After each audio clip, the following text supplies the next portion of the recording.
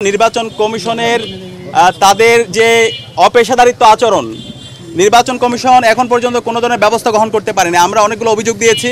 আপনারা জানেন, যেদিন থেকে আমরা প্রচারণা শুরু করেছিলাম, আমাদের নারী প্রার্থী সাবিকুন নাহার তামান্নার ছবি বিকৃত করা হয়েছিল এবং এই বিকৃতির সাথে যারা জড়িত ছিল সেই ছবিগুলো আপনারা মিডিয়ার মারফতে সারা দেশকে দেখিয়েছেন। কিন্তু বিশ্ববিদ্যালয় প্রশাসন আজকে 2 সপ্তাহ পার হচ্ছে, কিন্তু এখন পর্যন্ত তারা কোনো ধরনের ব্যবস্থা গ্রহণ করতে পারেনি। আমরা বারবার বলেছি, তো এই ব্যবস্থা গ্রহণ না করার কারণে কিন্তু পরবর্তীতে অনেকগুলো ঘটনা ঘটেছে এবং আমরা বিভিন্ন জায়গায় দেখতে পেয়েছি আমাদের বহিরাগত নিয়ে এসে বিশ্ববিদ্যালয়ে ক্যাম্পেইন করতে কিছু প্রার্থীদের। তো আমরা যে বলছি, আমাদের সবার ইস্তেহারে কিন্তু আছে আমাদের এই ক্যাম্পাসকে আমরা নিরাপদ করতে চাই। সো নিরাপদ ক্যাম্পাসে যদি আমরা বহিরাগত নিয়ে এসে প্রচারণা করি, তাহলে তো এটা একটা সাংঘর্ষিক অবস্থান। তো এরকম যারা করছেন এবং এদের বিরুদ্ধে বিশ্ববিদ্যালয় প্রশাসন যদি ব্যবস্থা গ্রহণ করতে না পারে এবং নারীদের বিরুদ্ধে যারা সাইবার বুলিং করছে, যারা হ্যারাসমেন্ট করছে, যারা স্লেট শেমিং করছে, তাদের বিরুদ্ধে যদি বিশ্ববিদ্যালয় প্রশাসন, নির্বাচন কমিশন যদি ব্যবস্থা গ্রহণ না করে, তাহলে একটি সুস্থ, ফ্রি, ফেয়ার, ক্রেডিবল ইলেকশন তারা কতটুকু আয়োজন করতে পারবে সেটা নিয়ে আমরা আশঙ্কা অনুভব করছি। আমরা নির্বাচন কমিশনকে বলেছি যে অভিযোগগুলো এসেছে সেই অভিযোগগুলো, বিশেষ করে নারীদের বিরুদ্ধে যে অভিযোগ এসেছে, আমাদের প্রার্থীদের বিরুদ্ধে ক্রমাগত যে সাইবার বুলিং হচ্ছে, হ্যারাসমেন্ট হচ্ছে, সেটার বিরুদ্ধে যেন তারা যথাযথ ব্যবস্থা গ্রহণ করে। আর একই সাথে আমরা বলেছি আমাদের মাত্র 8টা সেন্টার, আপনারা জানেন বিশ্ববিদ্যালয় এবছর আমাদের ভোটার প্রায় 40,000-এর কাছাকাছি। তো এই 8টি সেন্টারে যদি আমরা আশা করছি এখানে এবার সর্বোচ্চ সংখ্যক আমাদের ভোটাররা ভোট দিতে আসবে ইনশাআল্লাহ, সর্বোচ্চ সংখ্যক ভোট কাস্ট হবে।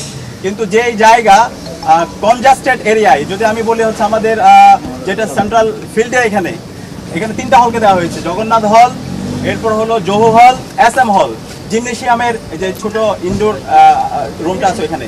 তো ওই জায়গায় প্রায় 6,000 ভোট। কিভাবে তারা কাজ করবে? খুবই কনজাস্টেড এরিয়া। কার্জন এরিয়ায় দেওয়া হয়েছে 3টা হল, শহীদুল্লাহ হল, FH হল, 21 হল, এবং এটির সাথে আবার সুফিয়া কামাল হলকে পাশে দেওয়া হয়েছে। প্রায় 10,000-এর মতো ভোটার।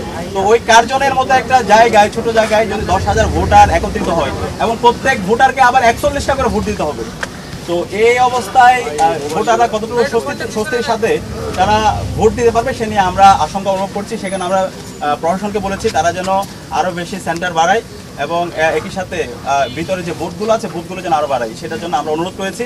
এবং একই সাথে আমাদের 2টা হল ক্যাম্পাসের বাইরে আছে আমাদের বোনদের, কুয়েত মৈত্রী হল এবং বঙ্গমাতা হল। সেই বঙ্গমাতা, এই 2টা হল আমাদের যারা ভোটার আছে তাদেরকে ঢাকা বিশ্ববিদ্যালয় ক্লাবে এসে ভোট দিতে হবে। তো এত দূরে এসে ভোট দেওয়া তাদের জন্য অনেক কঠিন হয়ে যাবে। তো আমরা বলেছিলাম সমাজ কল্যাণ ইনস্টিটিউট আছে, সেই সমাজ কল্যাণ ইনস্টিটিউটের জন্য তাদের জন্য ভোটের ব্যবস্থা করা হয়। তো এখন পর্যন্ত বিশ্ববিদ্যালয় প্রশাসন সে আগের অবস্থায় আছে। তো এই সব মিলিয়ে আমরা একটু উদ্বিগ্ন, ভোটাররা তারা যদি হচ্ছে ফ্রেন্ডলি একটা এনভায়রনমেন্ট না পায়, এক্ষেত্রে তাদের জন্য ভোট দেওয়া অনেক কঠিন হয়ে যেতে পারে। সেখানে বিশ্ববিদ্যালয় প্রশাসন, নির্বাচন কমিশন আমরা আশা করব ভোটারদের জন্য একটি ফ্রেন্ডলি এনভায়রনমেন্ট এনশিওর করবে।